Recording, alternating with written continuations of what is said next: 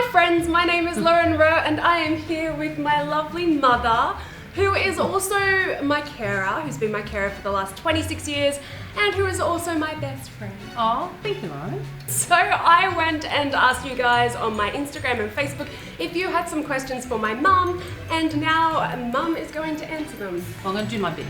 Well, You've got lipstick on your teeth. Do you have a favourite Christmas carol, and how about a mother and daughter duet? Okay, well, I do have my favourite one. It's White Christmas, but I don't know if you know it. I'm dreaming of a white Christmas. Okay, Ready? 1, 2, 3. What is the thing you love most about Lauren? I don't know, I have to think about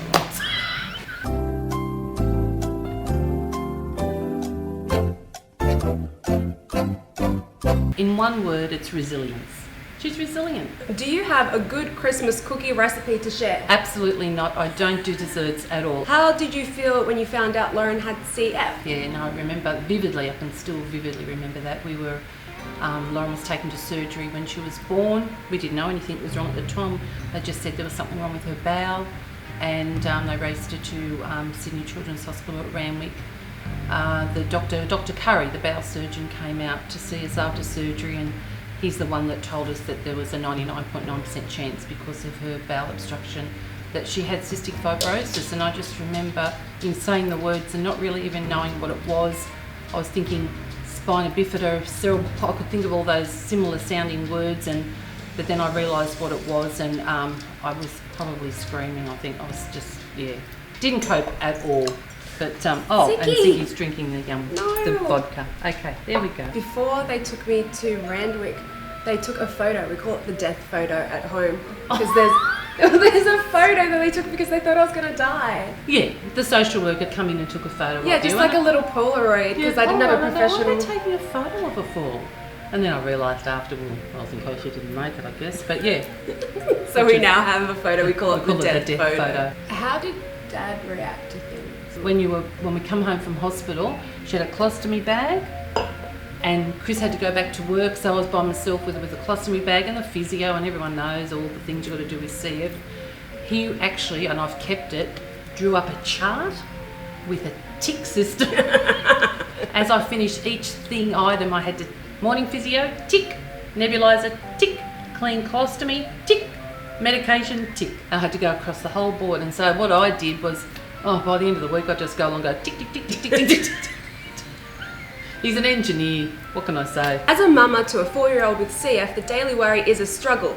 What mama advice do you give to us with little ones? If I had to give any advice to a CF mum, help your child to find something they're passionate about and go with that. We might have tried 5 or 10 different things, and rhythmic gymnastics was Lauren's thing, and that really helped also with her CF as well. Passion with exercise. Yes, passion with exercise. If you can find something, that's it. Even a musical instrument. What do you reckon the hardest thing is watching your child with a chronic illness grow up? Missing out. Sometimes I still now might be watching young kids running around, and I think, oh wow, Lauren could never do that. Even from an early age, she was restricted. I think, she never got to do that. She never got the freedom of being I probably a child. wouldn't run anyway. Well, the teen years, was Miss L compliant or a pain in the bum to get all her stuff done? Look, we were very fortunate. No, she wasn't. But once again, we were very routine. Part of physio, nebulizers was like cleaning your teeth. That was life.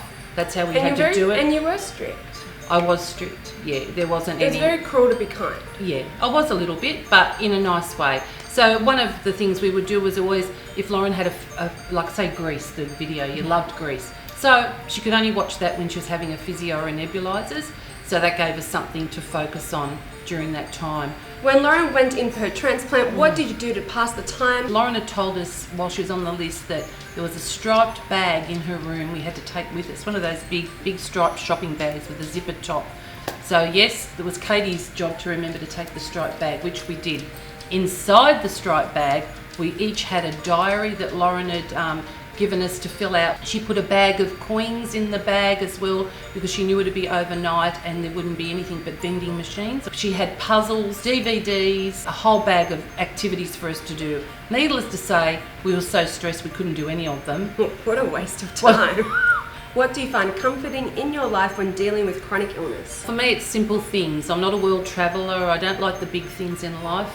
I love the homely things. I enjoy my cup of tea and a nice mug. Very simplistic person, but I do love the simple things. How was it raising a kid with CF? How do you handle life now post-transplant? Difference between pre and post-transplant. But I think we kind of built post-transplant up a bit, maybe? We did, yeah, absolutely. We thought it was going to be a wonderful life after transplant, but then in the back of my mind I remember Dr. Morton always saying transplant's not the answer, it's what we've got for now.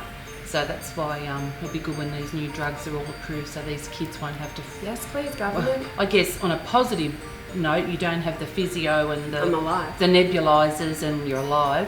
But there are a lot of other issues that come with transplant, which we wouldn't go into right now. But yeah, so as much as it's wonderful, and it is wonderful, but like you always say, it's just a treatment, it's not a cure. And the other thing that I noticed too is that because I needed mum to be my constant carer leading up to transplant, then post-transplant when I started getting more independence and freedom, the roles that we all played kind of shifted, and it was a bit of an iffy time of like, what role do I have now? Which then that's when I went back to work and started to do so like it was things. good in some ways. And you moved out, Lauren got her independence and moved out, so that was fantastic for her.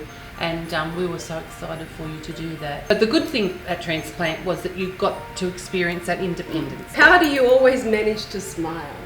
Well, pick up that wine. Yeah. And here it is. Yeah. No, it's not. Alcohol's not the answer. What's your pet peeve? Oh, Telstra at the moment. Oh, I know. People that whinge and they've got nothing to whinge about. Would that be it, Lauren? Yep. Yeah, that's it. That's it. Yeah. People that whinge to me because they're not feeling all that great today, I think, oh, for goodness sake. I think you have a different perspective on life. Yeah. Well, that was answering your questions that you had for my mother. If you have any other ones, we can do a part 2, but we struggled through part 1, so I doubt there'll be a part 2. Yeah, remember guys that you're not alone, and neither are you, lovely carers, and I'm sending my love. You sending your love? We're doing the little thing? Yeah, I'm going to do send your love. Okay, I'm doing it. Ready?